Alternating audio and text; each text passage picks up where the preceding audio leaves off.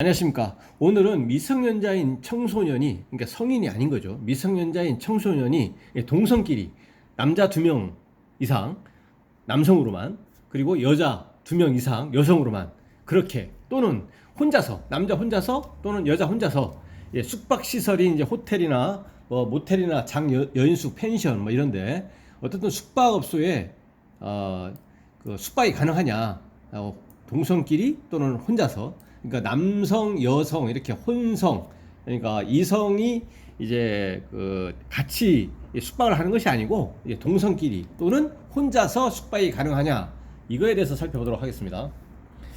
먼저 숙박업소는, 호텔이든 모텔이든 숙박업소는 청소년 보호법에 의해서 이 미성년자인 청소년의 이성 혼숙을 금지하고 있습니다. 이성 혼숙. 2명 이상인 경우에 이제 성별이 다른 경우 이성 혼숙을 금지하고 있고, 이때 이성 혼숙 금지는 미성년자인 청소년이 한 명이기만 하면 금지 위반에 들어갑니다. 한 명이기만 하더라도 혼숙이 안 된다는 얘기죠.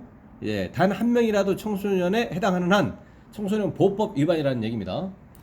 이성 혼숙에 해당하는 한은 미성년자인 청소년의 부모가 동의한다 혼숙을 하더라도 청소년 보호법 위반입니다. 이 이성혼숙 금지 규정을 위반한 숙박업소는 어떻게 되느냐, 이에 대한 형사 처벌이라든가 법적 불이익은 어떻게 되냐. 일단 청소년 보호법 위반으로 벌금 등 형사 처벌을 받게 되는데, 통상의 경우에는 사법경찰관이 이제 검찰청 검사에게 기소 의견으로 재판에 넘겨달라고 하는 기소 의견으로 사건을 송치하며 넘기면, 검사가 일반적으로 이게 복잡하거나 그러한 아주 특별한 사정이 없는 한은 약식으로 해서 이제 재판에 넘깁니다. 약식 기소라고 합니다. 또 구약식이라고 합니다. 약식명령 청구라고 합니다. 그래서 법원에 넘기면 법원 판사가 약식 명령의 형식으로 서류로만 재판합니다. 서류만 보고 이제 선고를 한다는 얘기죠. 이제 판결이 아닌 약식 명령의 형식으로 통상 이제 100만 원 전후의 벌금형을 이제 선고를 하게 됩니다. 그러면 형사처벌은 약 100만 원 전후의 벌금형을 이제 받게 되는 거죠. 약식 명령에 의해서.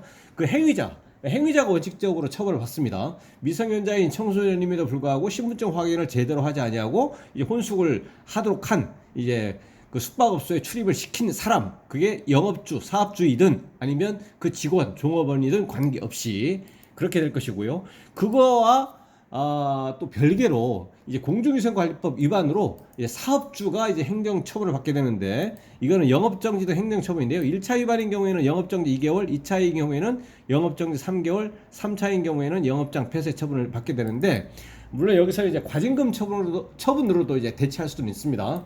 그래서 영업정지 1차의 경우에 영업정지 2개월이나 또는 영업정지 2개월에 가름하는 과징금 처분을 받을 수도 있다는 얘기죠.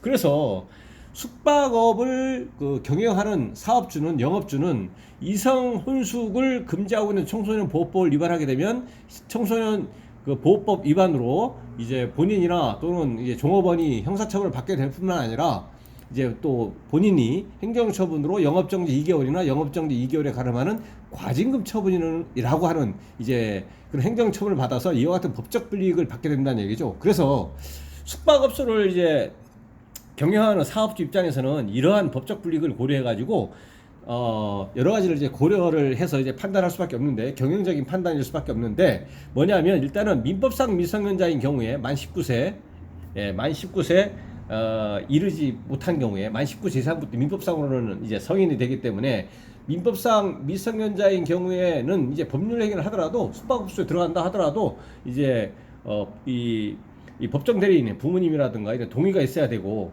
그리고 또 중요한 것이 뭐냐면, 아까도 말씀드렸지만 이 법정 대리인의 동의가 있다고 하더라도 이성혼숙의 경우에는 처벌받을 수가 있다는 거죠. 부모님이 동의가 있다고 하더라도 결과적으로 이성혼숙이라면. 그리고 이제 동성끼리, 남자 2명 이상이 남자끼리만 오거나, 또는 여자끼리만 여자 2명 이상이 오거나, 또는 남자 혼자 또는 여자 혼자 이렇게 오더라도 이제 미성년자인 청소년 입장에서는 여러 가지 뭐 여행을 한다거나 여러 가지 또 위험적인 요소 이런 것들을 다 배제하고 일단 순수하게 온다고 하더라도, 적어도 숙박업소 경영하는 영업주의 입장에서는 뭐냐면, 여기서 만약 숙박을 하도록 하면 아무런 일이 발생하지 않는다면은 뭐 괜찮을 수도 있겠지만 뭐 여기에 기재는 안 했지만 그 숙박업소 내에서 다른 불미스러운 이제 어떤 뭐 형사적인 문제가 발생할 수도 있는 것이고요. 뭐 성 관련해서 그런 것이 있을 수도 있는 것이고 또 이 숙박업소 측에서 어떤 과실이라든가 제대로 살피지 않아 가지고 여러 가지 또 여러 가지 이유로 이제 혼자서 왔는데 또 다른 성별의 청소년이라든가 예, 성인이 들어올 수도 있는 것이고 혼자 왔을 때 다른 성별의 청소년이나 성인이 들어오더라도 왜냐하면 이성혼숙 할 때는 미성년자인 청소년이 한 명이기만 하면 이성혼숙 금지에 위반에 들어가는 것이기 때문에 들어가는 것이고 또 동성이라고 하더라도 마찬가지죠. 이제 여러 명이기 때문에 또 다른 성별의 미성년자들이 여러 명이 또는 이제 성인이 들어오거나 결과적으로 이성혼숙에 해당될 수 있는 경우의 수가 다양하게 있을 수가 있다는 얘기죠.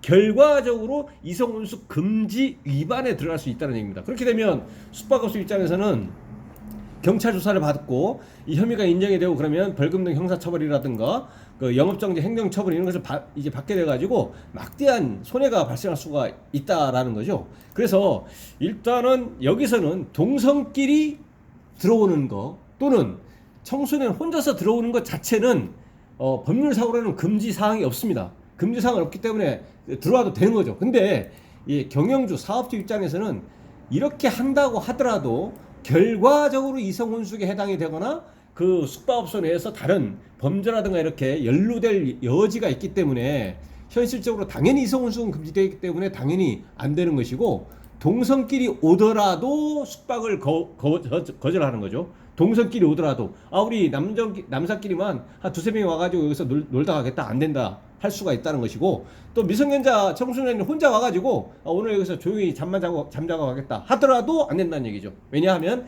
결과적으로 이성혼숙이 해당이 된다거나 그 숙박업소 내에서 다른 불미스러운 이제 다른 범죄하고 연루가 될 수 있다는 얘기죠. 성 관련 범죄라든가 그런 것 때문에 거절할 수가 있습니다. 그래서 이렇게 거절했다고 해서 이 숙박업소 측에서 법적 책임을 부담해야 되는 것은 없습니다. 그래서 그 실무에서 이렇게 보면 미성년자 혼자서 청소년 혼자서 또는 동성끼리 가서 숙박해도 되느냐 뭐 졸업여행을 간다거나 여러 가지 이렇게 해서 물어보는 경우가 있는데 숙박 그 사업주가 이거를 거절할 수가 있다. 거절하더라도 문제는 되지 않습니다. 오늘 그 동영상 그 내용에 대해서 그 질문사항 있으시면 댓글 남겨주시면 추가 댓글이나 아니면 별도 영상으로 답변을 드리겠습니다. 네, 오늘 영상이 도움이 되셨다면 구독, 좋아요 부탁드립니다. 네, 감사합니다.